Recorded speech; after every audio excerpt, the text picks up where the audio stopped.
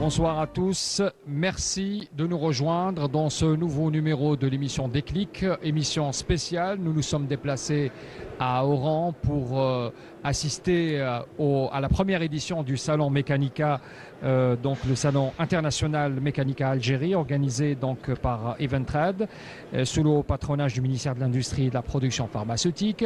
Il y a également des partenaires ici. C'est un rendez-vous, il faut le dire, est inédit, qui est dédié à l'industrie automobile, de la sous-traitance également et aux pièces détachées, pièces de rechange pour être précis. Alors l'API présente comme partenaire, le CREA également, ainsi que la bourse de sous-traitance. C'est un salon qui intervient dans un contexte de relance de la filière automobile. On en parlera avec mes invités qui sont sur place. Il y a également des contrats qui ont été signés, on en parlera également tout à l'heure, et puis des concessions qui ont été accordées à certaines PME pour lancer leurs projets, notamment ici dans la région d'Oran. Alors pour parler avec mes invités que je présente d'abord, on a le grand plaisir de recevoir sur ce plateau Monsieur Raoui Beji. Alors vous êtes président du conseil d'administration de Fiat El Jazair. Merci de nous avoir honoré de votre présence ici. Merci à vous. Et bienvenue dans le stand de Fiat, dans cette première édition de Mécanica. Et merci de nous avoir accueillis au sein de votre stand ici, le stand de Fiat El Jazair. Également avec nous sur le plateau, Monsieur Abdelaziz Rbahi, vous êtes directeur général de l'agence de développement de la PME et de la promotion de l'innovation au ministère de l'Industrie. Merci Monsieur Rbahi d'être avec nous. Merci bien, merci pour l'invitation. Alors vous représentez bien sûr le ministère de l'Industrie pour ce débat. Et puis dernier invité, Monsieur Rachid Berchi. Rachid Berchi, bonsoir, merci d'être avec nous. Je rappelle que vous êtes le président de la bourse de sous-traitance. Merci d'être avec nous également ce soir. Merci pour l'invitation et bienvenue à Oran. Et voilà, pour une nouvelle étape, une nouvelle vision de développement de la sous-traitance en Algérie. Voilà. Et on pourra en discuter en détail tout au long de cette émission. Alors, pour commencer, j'aimerais d'abord vous poser la question à vous, Monsieur Beji. Alors, vous prenez la tête de Fiat El Jazair depuis bientôt 2 ans, en juin prochain, si je ne me trompe pas. C'est une présidence qui est marquée par l'introduction du CKD en Algérie. C'est une nouvelle étape qui a été franchie par Fiat El Jazair.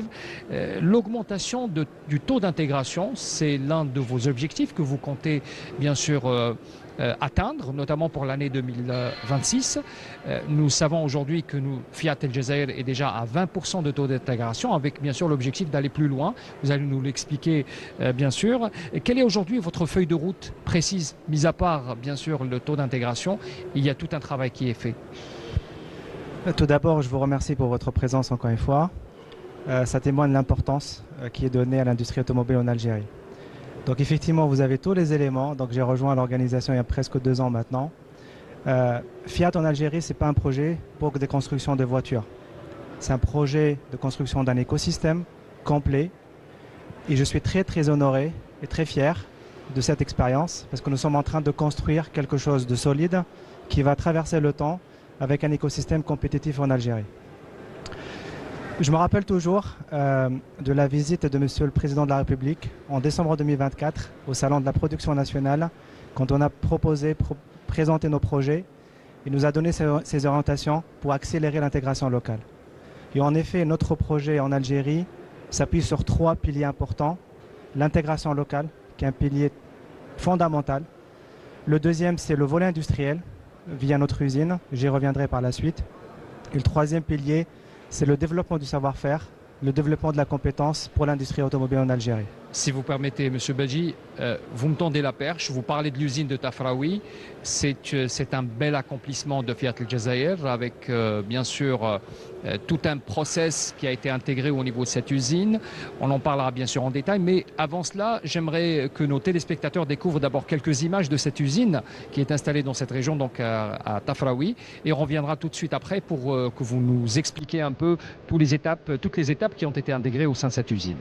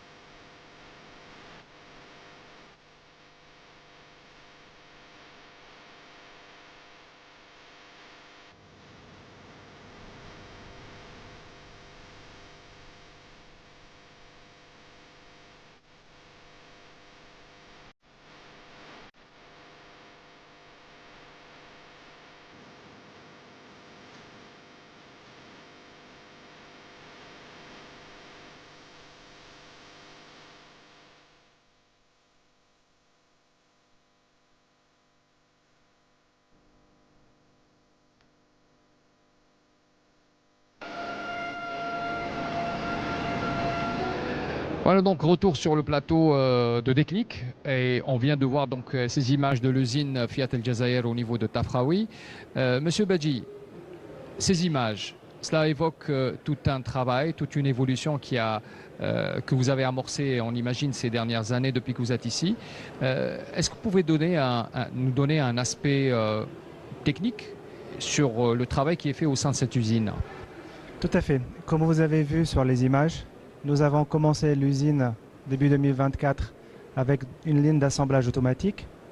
Et sans tarder, dès les premiers mois, nous avons commencé à installer les lignes de ferrage, ça veut dire la soudure, et la ligne de peinture. Donc aujourd'hui, je peux vous dire que l'usine Fiat, c'est la première usine CKD en Algérie. Ça veut dire qu'on fait le ferrage de la caisse, la peinture avec tout le processus industriel que vous avez vu et l'assemblage automatique en Algérie. Et pour boucler la boucle, hier nous avons signé un nouveau contrat pour l'emboutissage. Et cela permettra de compenser complètement la boucle et de développer toute la ligne de valeur en commençant par l'emboutissage. Ça veut dire prendre les pièces de tôle, les emboutir, ensuite le ferrage, la peinture et l'assemblage automatique.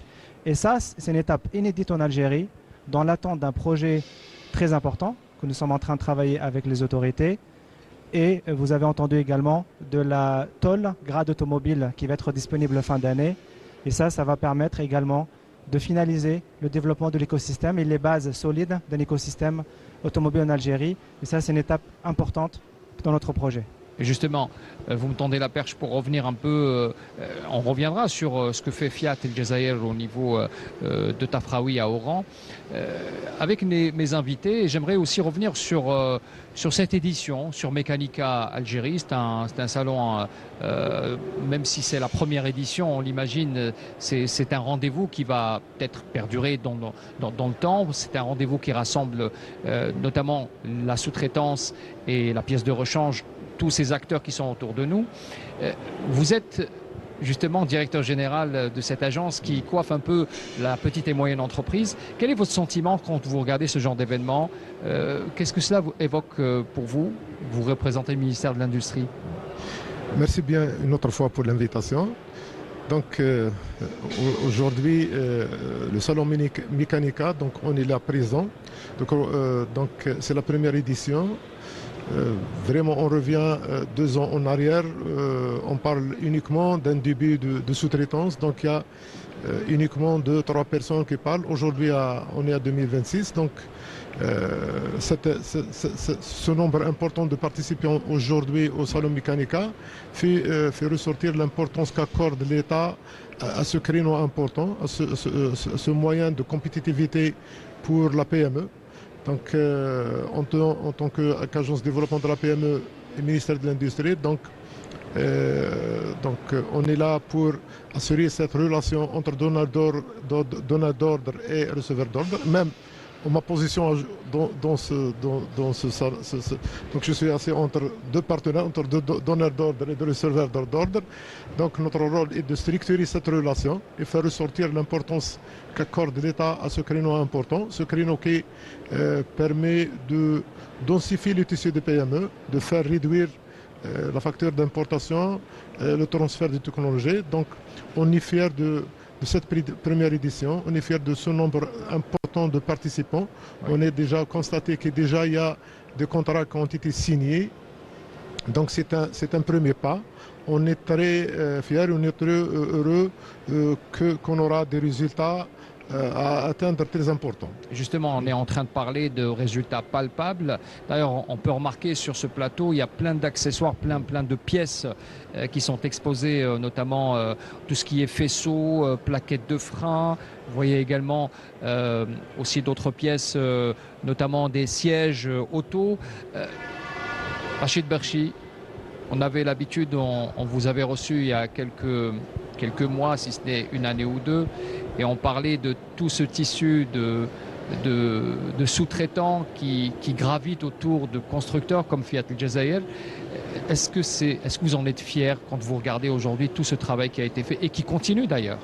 Bien sûr, on l'a déjà, c'est notre énergie, hein. C'est avec de l'espoir, avec du travail. Quand on voit des résultats pareils, ça nous donne envie de continuer le travail.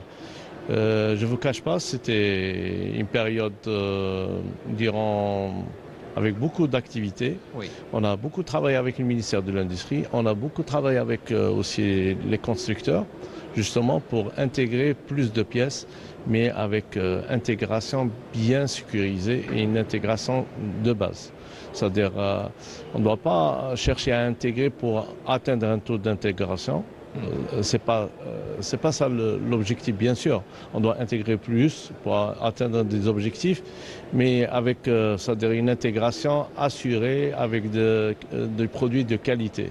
Et c'est ça le grand travail. C'est-à-dire que toutes les entreprises doivent passer par un process d'homologation, de certification, de sélection, jusqu'à arriver à la livraison, c'est-à-dire de leurs produits. Et c'est ça qui prend beaucoup de temps. C'est-à-dire dans le process, c'est environ 2 ans. Mais entre-temps, c'est-à-dire on cherche toujours des sous-traitants. Actuellement, on a un vivier de plus de 200 sous-traitants, c'est-à-dire sélectionnés. Et aujourd'hui, on est arrivé à une trentaine de sous-traitants, c'est-à-dire qui sont déjà homologués, oui. Qui vont commencer à travailler. Et c'est une fierté pour nous, c'est-à-dire de savoir que à la fin 2025, on a atteint 20% d'intégration, de taux d'intégration, mais c'est d'intégration, c'est-à-dire certifiée, c'est-à-dire palpable.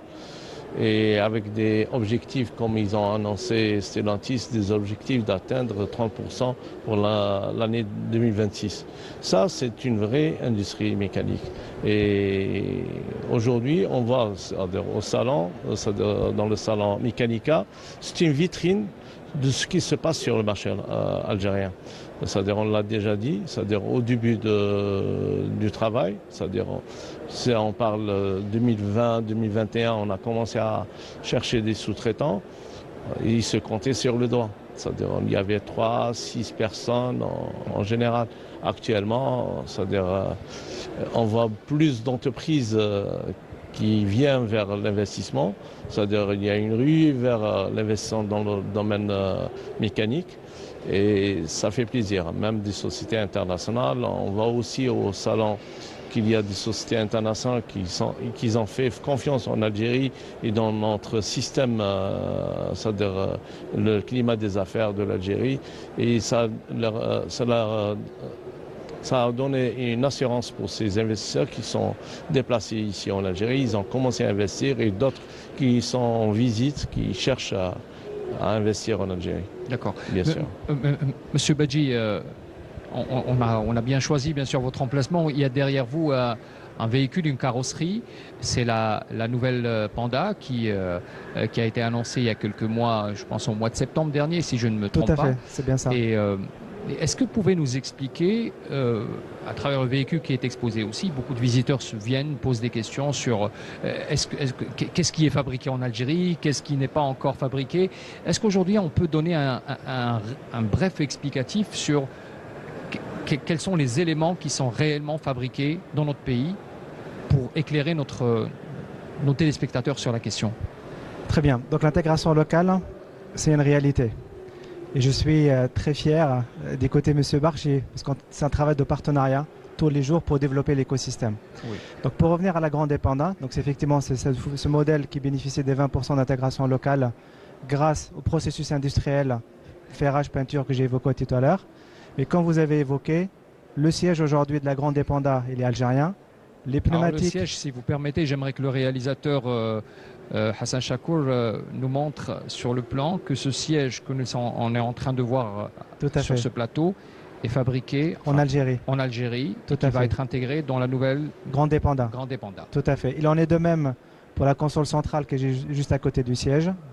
Les pneumatiques également, qui sont donc de fabrication algérienne. Et la feuille de route ne s'arrête pas à ces pièces-là. Aujourd'hui, nous travaillons sur 300 références à intégrer localement.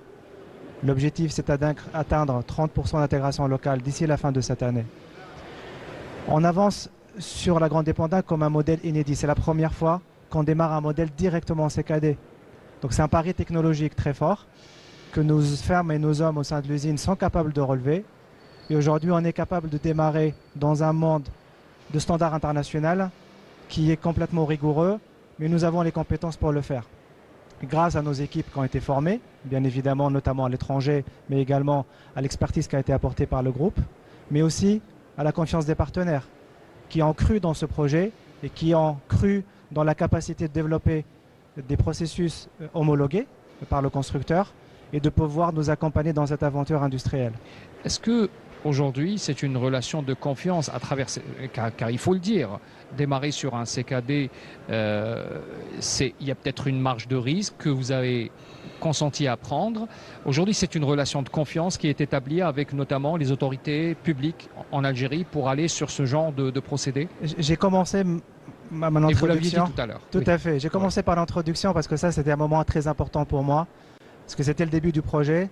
Et nous avons donc reçu les orientations de Monsieur le Président qui nous a orientés vers la bonne direction. En 2024, on a commencé avec quelques fournisseurs. Aujourd'hui, nous sommes à 13 fournisseurs pour l'usine, qui fournissent l'usine. Nous avons également développé une stratégie de localisation pour les pièces de rechange, pour l'après-vente. Il y a encore 13 fournisseurs qui fournissent aujourd'hui nos ateliers après-vente avec du produit made in Algeria, produit en Algérie. Tout ça a été rendu possible grâce à la confiance des autorités et grâce à leur accompagnement permanent. Et ça, c'est une force. Aujourd'hui, nous avons un climat des affaires en Algérie qui nous permet, nous, Fiat, de s'installer, de développer en toute sérénité. Mais plus loin que ça, ça nous a permis de rayonner à l'international et de pouvoir attirer des investisseurs étrangers. Je vous donne quelques exemples très palpables parce que vous êtes très concrets et c'est exactement la philosophie aujourd'hui de Fiat en Algérie. On a été honoré de participer ou d'accompagner M. le Premier ministre dans une visite en Tunisie au mois de décembre. On a présenté le projet de Fiat, on a signé des lettres d'intention. Un mois après, il y a une entreprise qui a vu le jour, liée directement à cette visite. Et cette entreprise, dans les prochains mois, elle va devenir un gros projet d'investissement et de fourniture de pièces plastiques pour l'usine. Ça, c'est une fierté pour nous. Justement, vous évoquez un exemple tout à fait palpable et concret, et aussi cette rapidité d'exécution. C'est très important, car on dénonce bien sûr quelques lenteurs par le passé. On avait parlé de ça il y a quelques années. Aujourd'hui, les choses se font rapidement, bien sûr. On les fait avec beaucoup de prudence, mais c'est rapide quand même. En fait, j'ai commencé par vous dire que ce n'est pas un projet de construction voiture. C'est un projet qui est basé sur la passion de l'automobile, de l'écosystème. Et c'est une passion qui est portée aujourd'hui par Fiat, par les partenaires, par la bourse de sous-traitance et les autorités qui nous accompagnent. Mais c'est une passion qui est portée à haut niveau aujourd'hui. Et aujourd'hui, nous avons la capacité de discuter tous les sujets que nous avons, de mettre les difficultés sur la table et de pouvoir les traiter en un temps record. Et je peux vous dire aujourd'hui, je peux témoigner, parce qu'on a de l'expérience en tant que Fiat dans d'autres projets de par le monde. Aujourd'hui, l'avancement du projet en Algérie, c'est 3 fois plus rapide par rapport au développement industriel d'autres pays. Et ça, c'est grâce aussi à la bonne relation entre l'Algérie et l'Italie qui a rendu cette alchimie possible et rapide en termes d'exécution. Monsieur Al-Baï, vous venez d'écouter ce que me dit Monsieur le Président du Conseil d'administration de Fiat El Jazair. Vous confirmez cette alchimie qui est entre Fiat et aussi les institutions, les autorités dont vous êtes le représentant? Oui, bien sûr. Cette réussite que Monsieur le Président du Conseil d'administration a confirmé, cette réussite de cette chaîne. Oui. Donc c'est grâce à l'effort de tous les intervenants dans la chaîne, entre la chaîne de sous-traitance. Dans ce cadre, notre ministère accorde une importance particulière et a mis en place des mécanismes d'accompagnement pour la réussite de tous les systèmes de sous-traitance. Est-ce qu'on peut connaître quelques détails sur ces mécanismes, sûr, notamment pour les PME? Parmi les mécanismes, la mise en place d'un comité de suivi de la fabrication de la pièce de rechange qui est chargé de faire cartographier toute la production nationale et un référentiel de pièces de rechange. Deuxièmement, c'est au moins de faire ressentir et identifier les besoins de sous-traitance réels et afin de faire concrétiser et de rendre ces besoins en opportunités d'investissement réels. Donc il y a notre département ministériel supervise un réseau de sous-traitants composé de fabricants de pièces de rechange et de fabricants de véhicules à travers des réunions de coordination. Donc c'est une intervention à deuxième niveau, comme aussi dans l'importance à toutes les étapes. Donc il y a un troisième niveau à travers un comité d'études et d'engineering chargé d'accompagner les intervenants pour la finalisation de toute la chaîne industrielle. En plus, donc à la fin, elle a mis en place un réseau de certification et de validation qui était un réseau important, plus un comité de calcul de taux d'intégration. Donc toutes les étapes sont prises en charge à travers ces mécanismes et tout ça a été consolidé par la signature d'un mémorandum déjà entre le ministère de l'Industrie, les fabricants et les constructeurs, engageant les constructeurs à accompagner les sous-traitants. Donc initialement, il y a 13 partenaires qui ont déjà signé ces conventions. Donc ils continuent à accompagner les sous-traitants et les constructeurs pour avancer et arriver à un produit fini. Donc c'est cette importance qui fait donner pour arriver à un résultat bien clair. Très bien. Monsieur Barchi, je reviens sur ce qui s'est passé au salon. Il y a eu 4 accords qui ont été signés. Est-ce qu'on peut avoir quelques détails sur qui sont justement ces nouveaux acteurs qui intègrent un peu ce réseau de sous-traitants qui travaillent avec Fiat El Jazair notamment? Justement, c'est une façon de montrer qu'il y a une dynamique continue. C'est-à-dire, aujourd'hui au salon, il y a 4 accords avec Stellantis. Il y a un autre accord avec un autre constructeur dans notre autre domaine, plus l'acquisition des concessions industrielles pour des constructeurs fabricants de pièces de rechange. Ça démontre le dynamisme et l'activité dans le secteur. D'autre part, on fait continuellement l'accompagnement des sous-traitants. Dernièrement, on est parti même à Turin, en Italie, justement pour accompagner les sous-traitants. On était accompagné par une vingtaine de sous-traitants algériens et on a rencontré plus de 120 fabricants de pièces de rechange italiens. Et j'assure, c'est-à-dire un témoignage qu'il y avait une dynamique, il y avait même des contacts très fluctuants, c'est-à-dire dans ce sens. C'est-à-dire qu'aujourd'hui, nos sous-traitants sont à niveau peut-être, ils peuvent répondre à cette demande exigeante, on l'imagine. Justement, on voit une différence, c'est-à-dire dans la dynamique des entreprises algériennes. Oui. C'est-à-dire actuellement, c'est-à-dire il y a une conscience industrielle, il y a une conscience des sous-traitants qui doivent aller au-delà de niveau habituel. C'est-à-dire maintenant, ils cherchent le perfectionnement, ils cherchent à développer. Justement, dans ce sens, il y a même un programme de formation qu'on est en train d'initier justement pour perfectionner les capacités des entreprises. Vous me posez la question sur... vous me tendez la perche pour poser la question sur la formation. Est-ce que Fiat El Jazair aujourd'hui, comme les grands constructeurs automobiles, est-ce qu'il y a justement ce travail on imagine que pour le réseau de sous-traitance, vous êtes exigeant, vous avez vos normes, notamment tout ce qui concerne les pièces qui sont fournies par ces sous-traitants. Est-ce qu'il y a des cycles de formation, des recyclages, des mises à niveau que vous initiez au niveau de Fiat El Jazair? Et entre autres, ces déplacements, notamment en Italie, pour aller vraiment en immersion avec les réseaux qui fournissent, notamment Fiat et Stellantis, dans leur pays d'origine. C'est exactement l'appel que j'ai moi-même fait à l'ensemble des fournisseurs, des partenaires en Algérie, de nous rejoindre à Mécanica. Pourquoi? Parce que aujourd'hui la question, c'est pas est-ce qu'on va le faire ou pas. La question c'est comment le faire dans un délai record. Donc la formation, bien évidemment, elle fait partie de notre démarche. Monsieur Barchi a évoqué la mission qui a été organisée par Fiat avec nos partenaires italiens il y a une semaine, qui a suscité beaucoup d'intérêt. Et oui, aujourd'hui, l'Algérie elle est attractive. Les partenaires aujourd'hui cherchent à comprendre quelles sont les opportunités en Algérie. Et c'était pour nous une tribune pour partager le fait que oui, on a une usine CKD en Algérie, oui, on fait de l'emboutissage en Algérie, Et oui, on a déjà atteint 20% d'intégration locale et on vise à dépasser les 30%. Bien évidemment, pour y arriver, il y a cette attractivité et cette confiance qui est déjà acquise aujourd'hui. Et nous sommes en train de travailler avec les partenaires en Algérie pour pouvoir trouver le moyen de les accompagner, que ce soit avec des partenaires internationaux qui apportent leur savoir-faire et qui développent leur activité en Algérie pour étendre leur footprint ou leur empreinte business en Algérie. Mais également en Algérie, nous travaillons beaucoup sur la formation de nos collaborateurs. Et je vous donne juste un exemple très concret pour être pragmatique.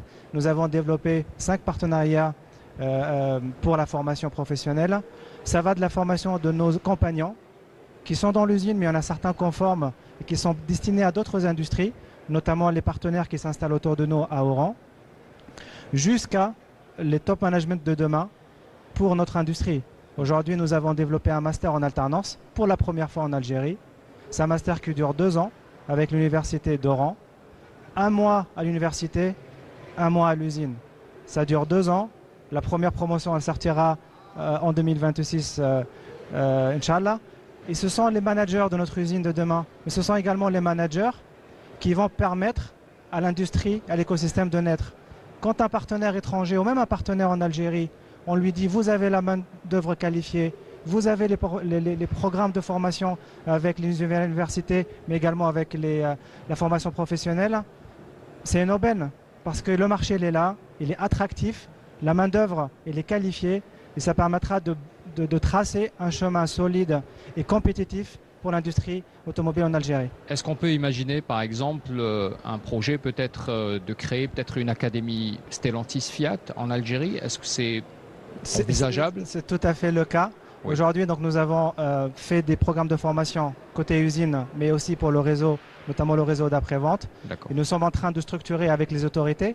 On parlait tout à l'heure de complémentarité. Oui. Donc nous travaillons avec le ministère de la formation professionnelle, le ministère de l'Industrie, pour créer cet écosystème de formation. Et on a déjà commencé à Oran avec certains de nos partenaires. Très bien. Monsieur Rebay, je vous pose la même question. Je vous fais réagir sur la formation qui est un domaine très important, stratégique pour tous ces jeunes qui veulent intégrer ce réseau, pour ceux qui travaillent peut-être directement pour Fiat El Jazair ou d'autres qui sont peut-être dans des emplois indirects dans le réseau de la sous-traitance. Quel est le programme que réserve le ministère de l'Industrie pour accompagner ces jeunes en matière de formation et de recyclage? Pour parler de cette complémentarité dont parlait M. Badji. J'enchaîne ce qu'a dit M. Badji. Donc, il y a un besoin exprimé là. Donc, il y a des receveurs d'ordre qui sont là.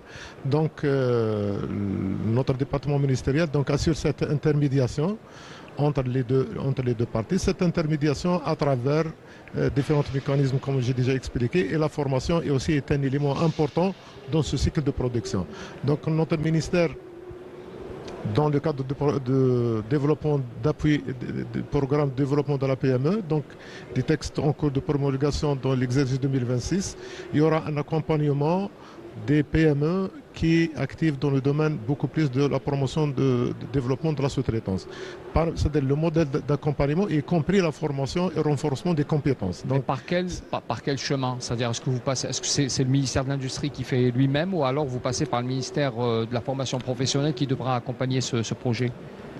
Donc, il y a tout un écosystème. Donc, on va travailler avec tous les intervenants dans l'écosystème, donc y compris la formation professionnelle, y compris le ministère de l'Industrie à travers 6 instituts existants. Donc déjà les compétences ils sont là. Donc il y aura à travers ce programme qui est en cours de promulgation, donc il y aura la prise en charge dans ce volet. Donc je tiens juste à revenir, c'est peut-être lorsqu'on parle de la promotion la promotion de la formation et de la sous-traitance, il y a 2 éléments, c'est-à-dire c'est développement de la sous-traitance et l'intégration sont 2 éléments importants et différents. Donc pour le volet de la sous-traitance, donc il y a tout un écosystème déjà structuré qui est là, donc y compris la formation, y composé eux-mêmes des sous-traitants. Il y a, deuxième chose, des secteurs qui sont déjà ciblés. Et pour l'intégration, déjà, il y a un taux déjà d'exigence d'une part de composants des services produits dans la chaîne industrielle. Donc tous les ingrédients, ils sont là. y compris la formation. Donc, le ministère de l'Industrie, elle est prête, elle est en train d'accompagner et de finaliser tout ce process. Très bien. Monsieur Berchi, je ne poserai pas la question sur la formation parce que j'imagine que vous travaillez de manière très étroite avec, que ce soit le ministère de l'Industrie ou même avec tout le réseau de sous-traitance que vous présidez. J'aimerais vous poser, j'aime beaucoup être dans le concret, comme monsieur Bedji l'avait souligné tout à l'heure. Et aujourd'hui, quand on voit par exemple ces faisceaux qui sont sur cette table avec si vous permettez, je peux même vous montrer par exemple Plaquettes de frein, oui. Alors les plaquettes de frein comme celle-ci, aujourd'hui c'est maîtrisé à 100% en Algérie, c'est-à-dire on fabrique ça en Algérie et cela peut aller sur des véhicules en toute sécurité, parce qu'il y a aussi cette idée reçue que voilà, est-ce que ces pièces sont fiables ou elles ne sont pas fiables? Il faut répondre à ce genre de questions. Bien sûr. J'ai précisé tout à l'heure qu'on a passé une année charnière, c'est-à-dire sur la structuration du secteur. Oui.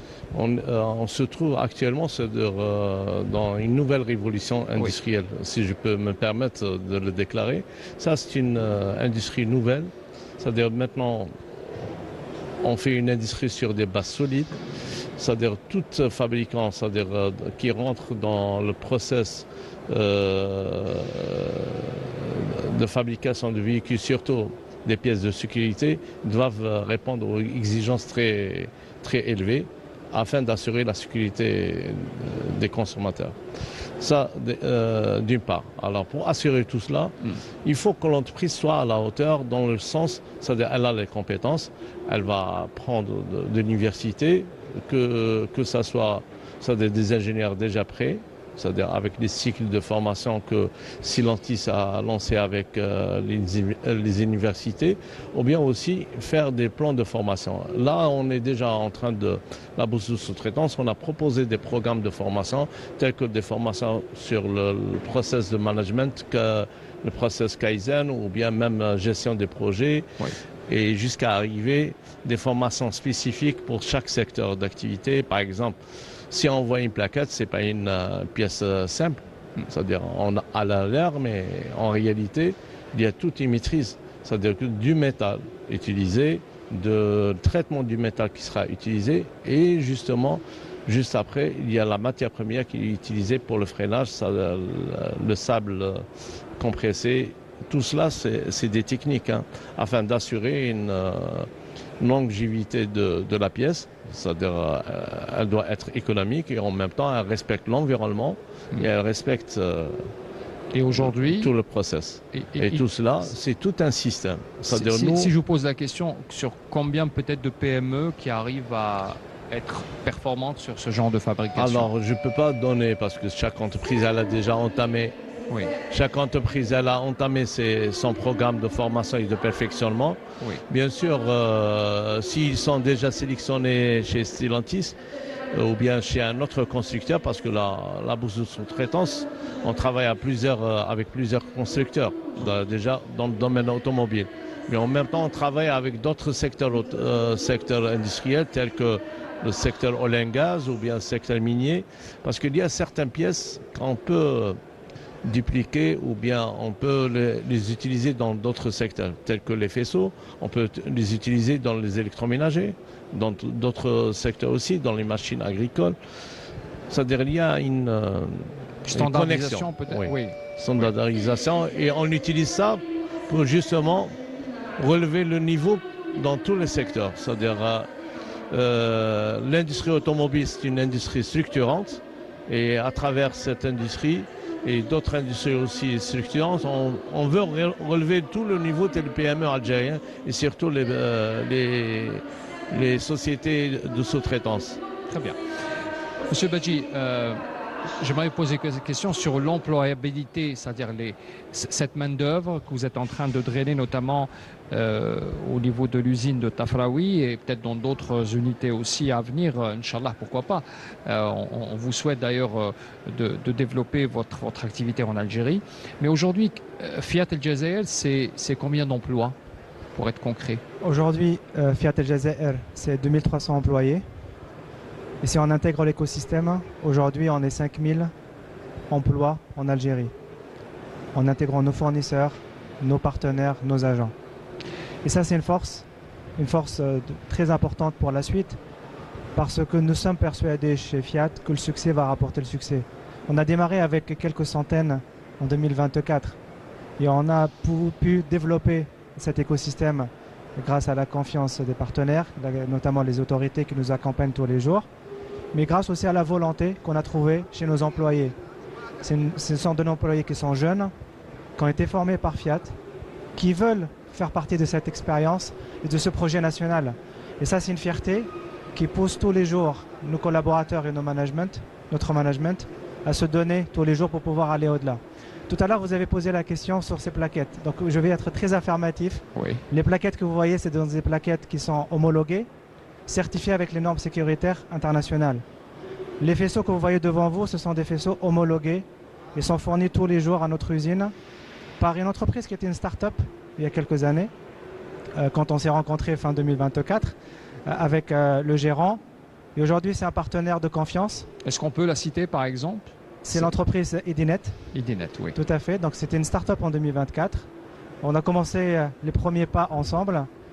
Elle a commencé à livrer directement Fiat comme un fournisseur direct. Et dans la jargon, on s'appelle ça fournisseur Tier 1. Ça veut dire premier niveau par rapport à une entreprise automobile ou une usine automobile comme celle de Fiat.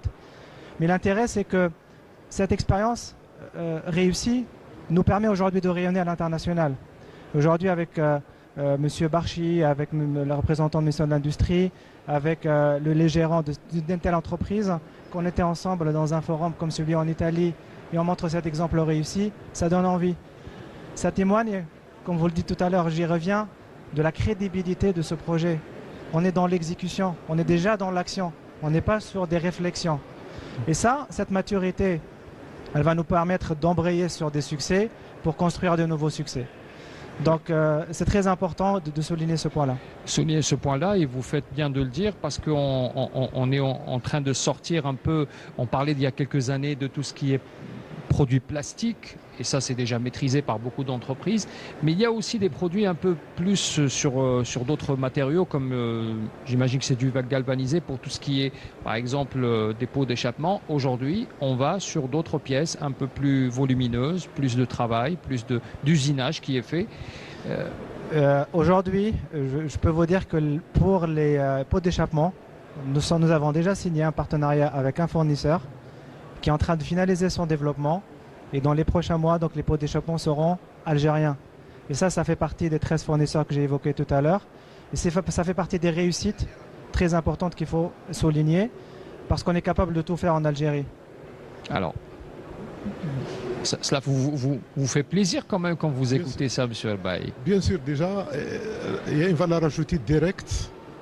La première, c'est le nombre d'emplois qui a augmenté de 200 en 2022-2023. On est aujourd'hui à 2300. Donc c'est la première valeur ajoutée directe. 2300 direct, 5000 avec tout le réseau qui est autour. C'est important de se c'est très important. Parce que Fiat Al Jazair fait aussi fonctionner tout un écosystème autour. C'est très important. Donc c'est une valeur ajoutée visible. Oui. Donc illisible. Donc c'est deux éléments importants. Donc le résultat est là. Deuxième valeur ajoutée, c'est le nombre de PME déjà qui est active dans cette chaîne. Donc, deux résultats qui sont là. Troisième résultat, on peut ajouter le transfert de technologie indirecte qui est là. Déjà que c'est le produit de satisfaction des besoins des mises en mer. Donc, c'est des valeurs ajoutées directes. Donc, on est fiers de tous ces résultats atteints dans une période très courte. Donc, 2 ans là, 2 ans en arrière, donc on est en train d'imaginer. Aujourd'hui, les plaquettes de frein sont devant nous, donc il n'y a plus de recours à l'importation aux plaquettes de frein. Je crois une quarantaine de producteurs au niveau national. Donc on pense à l'exportation de ce produit. Donc, on va y revenir tout à l'heure sur l'exportation, car c'est très important et c'est un autre élément qui nous concerne aujourd'hui. Peut-être pas dans l'immédiat, parce qu'il faut satisfaire d'abord une demande interne.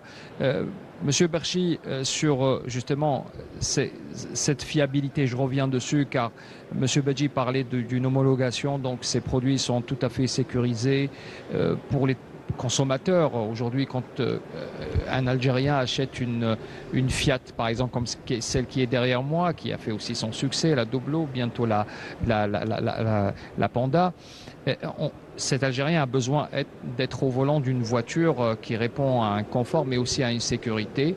Et aujourd'hui, c'est une réalité et on arrive un peu à réinstaller cette confiance. Bien sûr. Bien sûr, je peux l'affirmer que, autant qu'un accompagnateur et un facilitateur d'accès, c'est-à-dire entre les sous-traitants et les constructeurs, et même en tant que consultant et conseiller pour le ministère de l'Industrie, c'est-à-dire en travaillant en étroite collaboration, c'est-à-dire tous les véhicules qui sortent de l'usine Fiat ou bien même d'autres usines en Algérie, c'est les mêmes standards internationaux. Il n'y a aucune différence et soyez assurés qu'on fait le travail très à cheval. C'est-à-dire, quand on voit l'année passée, on est même arrivé à... C'est-à-dire, on a mis même une cellule, c'est-à-dire une commission de suivi des normes algériennes, justement, pour mettre les standards algériens et dans vous le l'avez domaine organisé au niveau automobile. Ministère de l'Industrie, bien sûr, on travaille déjà dessus. Avec eux sur, oui. Et justement, c'est-à-dire notre objectif, c'est pas uniquement en Algérie, bien sûr, c'est satisfaire le marché algérien. Il est très demandeur, mais on doit avoir déjà une vision lointaine. C'est-à-dire l'Algérie, c'est-à-dire avec les orientations de Monsieur le Président de la République, on ne doit pas rester sur le marché national. C'est-à-dire pour arriver, c'est-à-dire à l'objectif d'aller vers l'international, il faut déjà maîtriser son marché, il faut monter les standards et être aux standards internationaux et justement accompagner ces entreprises vers l'international, même pour les pièces de rechange, pas uniquement le produit fini. C'est-à-dire quand on parle de pièces de rechange, on a un tissu de sous-traitants justement pour leur donner une vision et leur donner la volonté d'accéder à ce stade, parce que c'est un grand effort qu'ils vont, c'est-à-dire mobiliser, c'est-à-dire c'est un grand effort qu'ils vont déployer. Ils doivent avoir une vision. Et la vision, c'est non seulement le marché national, c'est-à-dire avec Stellantis, et je les remercie parce que c'était le levier, peut-être le facteur levier, galvanisant qui vous a... le facteur galvanisant, oui. Mais aussi, c'est-à-dire avec lesquels, c'est-à-dire on a mis les premiers points de départ, mais justement, on doit généraliser et préparer ces entreprises à aller vers l'international, justement. Moi j'aimerais, un peu pour amorcer la fin de cette émission, revenir sur les objectifs. Et ça, j'imagine que cela vous parle beaucoup parce que vous êtes un chef d'entreprise, vous êtes jeune, vous avez fait votre carrière dans le domaine, vous êtes spécialisé, hein, je me suis renseigné un peu sur votre parcours, vous maîtrisez un peu tout ce qui est autour de la sous-traitance, d'où votre présence ici en Algérie aussi. Mais il y a aussi des buts et des objectifs à atteindre. On imagine que 60 000 véhicules produits en 2025, il y a peut-être la promesse d'aller plus loin. Il y a un chiffre qui a été avancé, vous le confirmerez peut-être, 90 000 véhicules pour 2026. Est-ce que vous confirmez ce chiffre? Tout à fait. Donc c'est l'ambition sur laquelle on travaille pour réaliser 90 000 véhicules en 2026. Alors, on est peut-être en ce moment sur le marché local, mais on imagine qu'il y a cette volonté un peu d'aller peut-être dans un avenir proche vers un marché régional, une projection peut-être régionale, notamment africaine, pourquoi pas.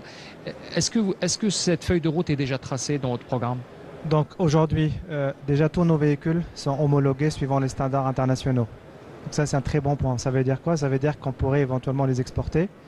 Donc notre priorité c'est de développer le tissu national et de répondre aux besoins de nos clients. À la demande interne d'abord. Exactement, donc la demande interne. Et comme les véhicules ils sont homologués aux standards internationaux, donc l'export bien évidemment il est possible à partir du moment où on satisfait les besoins du marché national. Il y a une grosse demande. Il y a une grosse demande aujourd'hui et nous nous efforçons tous les jours à augmenter la capacité de l'usine sans compromettre la qualité. Ça c'est un point très très important et fondamental. Aujourd'hui nous voulons que notre client en Algérie soit satisfait du style de la voiture, de tout ce qui est habitabilité de la voiture, mais aussi satisfait et être rassuré quand il part avec sa voiture, tout va bien se passer, il y a zéro problème. Et ça reste notre objectif premier, la sécurité de nos clients. Monsieur Barchi, il a parlé d'un point très important. Dans notre stratégie d'intégration locale, mais aussi d'export, On travaille sur l'usine, donc sur le volet industriel. Mais le volet pièces de rechange, et vous êtes bien renseigné effectivement, donc c'est un sujet que je connais très bien. Il y a un marché très très important pour l'Algérie en intégration locale, mais aussi pour l'export. Et ça, on l'a vu nous-mêmes par expérience lors de l'événement de l'IATF qui a eu lieu au mois de septembre, qui a suscité beaucoup d'intérêt. Plusieurs entreprises, même internationales, se sont rendues compte que l'Algérie est une porte pour l'Afrique. Et ça, c'est un point à souligner. Et du coup, ça permet de donner de la visibilité pour l'Algérie, pour les investisseurs, parce que via le tissu industriel algérien, on est capable de développer l'écosystème pour le pays, mais également pour l'export. Et nous avons des réussites dans ce domaine sur lequel on travaille avec la Bourse de la sous-traitance. Très bien. Monsieur Elbaï, je vous laisse peut-être pour conclure l'émission. Quelle est aujourd'hui, quelles sont les garanties, quels sont les messages que vous voulez lancer envers les PME, peut-être qui sont un peu hésitantes et qui ont peut-être envie d'être accompagnées aussi sur le même chemin que d'autres avaient emprunté bien avant? Est-ce qu'aujourd'hui, il y a ce travail de communication que vous faites envers les PME pour justement les inciter, les encourager à passer le cap et aller dans ce travail pour intégrer ce réseau? Oui, merci bien. Donc, notre département ministériel dernièrement a mis en place une plateforme dans laquelle les PME inscrivent dans cette forme pour une meilleure visibilité. En même temps, on aura une idée claire sur nos potentialités. Donc c'est le premier. Deuxième point, je crois, ce salon, Mécanica premier salon, fait illustrer et ressortir l'importance de la sous-traitance comme levier économique. En même temps, il fait ressortir que vraiment il y a un besoin à nos PME.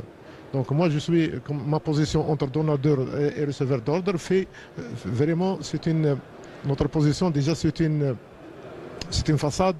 Et vous faites un peu le médiateur. Un médiateur oui. entre les deux parties, donc on est là pour les accompagner. Oui. Donc le réseau de sous-traitants il est là. Donc la bourse de sous-traitants c'est notre partenaire du ministère de l'Industrie. Donc il est en cours, donc il y a un travail énorme avec la bourse de sous-traitance. Donc j'adresse un appel aux PME de s'inscrire et de se regrouper à travers un noyau de PME. Bien sûr, ceux qui ont des capacités techniques. Donc le ministère est là pour les accompagner, pour renforcer leurs capacités et concrétiser vraiment la sous-traitance. Et là, le message est passé. Merci, M. Elbaï. M. Berchi également, je vous laisse peut-être un mot de fin, peut-être pour lancer le même appel ou alors encourager ceux qui sont un peu hésitants, peut-être. Justement, la bourse de sous-traitance, dans le perspective de développement de la filière, elle a déjà engagé des partenariats avec des partenaires tunisiens, l'association tunisienne de l'automobile et aussi l'association africaine de l'automobile et manufacture. Ces deux partenaires, justement, et prochainement même d'autres partenaires, après on va annoncer ça. C'est-à-dire, vous pouvez l'annoncer aujourd'hui. Hein. Oui, on est en négociation avec l'Union des industriels du Turin, justement pour faire cette synergie entre tous les secteurs, dans le secteur de l'automobile. Justement, tout cela, c'est vers le sous-traitant, c'est-à-dire pour renforcer les capacités du sous-traitant et même l'amener vers l'international. Non seulement, c'est-à-dire déjà acquérir la technologie, acquérir de l'expérience et relever le niveau et après, bien sûr, entrer dans les marchés internationaux. Il a cité M. Belgil le salon IATF, on a eu beaucoup de demandes. Beaucoup de demandes, malheureusement, pour nous déjà, il y a la demande nationale. Et justement, ça donne des perspectives que l'Algérie, c'est un pôle industriel d'excellence. Et je pense que dans le futur proche, on serait le leader dans notre secteur. Alors, j'aimerais conclure avec M. Badji avec une question. Vous avez le choix d'y répondre. Hein. Pour l'horizon 2030, quelle est votre vision sur le marché automobile malgré votre jeune âge, si vous le permettez, vous cumulez quelques années précieuses en matière d'expérience, notamment dans le groupe Stellantis. Mais aujourd'hui, quelle est votre vision sur les 4 ou 5 prochaines années? Quel est votre constat et quelles sont peut-être vos aspirations par rapport à l'industrie automobile dans ce pays? Tout d'abord, je suis fier de porter ce projet en tant que premier responsable de Fiat en Algérie. Une fierté personnelle, une fierté au nom de toutes les équipes qui travaillent tous les jours et au nom de tous les partenaires aujourd'hui qui sont avec nous dans cette aventure humaine et industrielle. Et d'ailleurs, je tiens à remercier vraiment les autorités qui nous accompagnent tous les jours. Et c'est un point très très important. L'industrie automobile aujourd'hui en Algérie, c'est une réalité. Ce n'est plus un rêve. On a une usine qui fonctionne en mode CKD, on fait tempotissage, on a un écosystème qui a été développé et on a beaucoup de potentiel de partenariat avec les acteurs algériens, avec les acteurs internationaux. Donc pour répondre à votre question, nous devons continuer à la même vitesse avec laquelle on a démarré. En un temps record, on a fait beaucoup de choses en 2 ans. Il y a beaucoup de choses qui restent à faire, mais nous avons tous les ingrédients aujourd'hui pour réussir. Et nous devons continuer à travailler le capacitaire de notre usine de Fiat pour répondre à la demande nationale. Nous devons travailler également sur le développement d'intégration locale pour le marché algérien et pour le marché africain également par la suite. Et surtout, nous devons continuer à développer cet écosystème autour de nous, parce qu'avant tout, notre objectif qui s'inscrit dans la politique nationale, de pouvoir créer des emplois qualifiés et de créer une vraie industrie automobile en Algérie. Donc c'est un travail d'équipe, il n'y a pas que Fiat tout seul, et ça c'est très bien. Oui. Il faut le souligner ce point-là. Oui. Donc c'est un travail collectif avec l'ensemble des parties prenantes, avec les autorités qui accompagnent le projet, et on a tous les ingrédients pour y arriver. Eh bien, on vous souhaite beaucoup de courage et bonne chance pour la poursuite de cette mission avec tous les collaborateurs, avec tout le réseau de sous-traitance, avec le ministère de l'Industrie qui est là pour veiller justement à ce fonctionnement continuel. On arrive à la fin de cette émission. Je rappelle encore une fois mes invités qui m'ont fait l'honneur d'être ici sur ce plateau. Monsieur Raoui Bedji, président du conseil d'administration de Fiat El Jazair, merci d'avoir été avec nous. Merci à vous. Monsieur également Abdelaziz Rabbahi, directeur général de l'Agence de développement de la PME et de la promotion de l'innovation au ministère de l'Industrie. Merci encore une fois d'avoir été avec nous et d'avoir répondu à nos questions. Merci à vous. Et puis Monsieur Rachid Berchi, président de la bourse de sous-traitance, également partenaire de ce salon Mécanica Algérie. On imagine que c'est la première édition et ça ne sera pas la dernière, Inch'Allah. Merci à vous et j'espère que, bien sûr, ce n'est pas la dernière et c'est-à-dire c'est réel. C'est une fenêtre justement pour montrer le potentiel qui existe en Algérie et vive l'Algérie. Merci, belle fin. Belle conclusion, Monsieur Berchi. Merci à vous, chers téléspectateurs, de nous avoir suivis pour ce numéro spécial. Vous l'imaginez, Déclic qui s'est déplacé à Oran pour cette semaine, spécialement pour le salon Mécanica Algérie. Très bonne soirée à tous. À la semaine prochaine.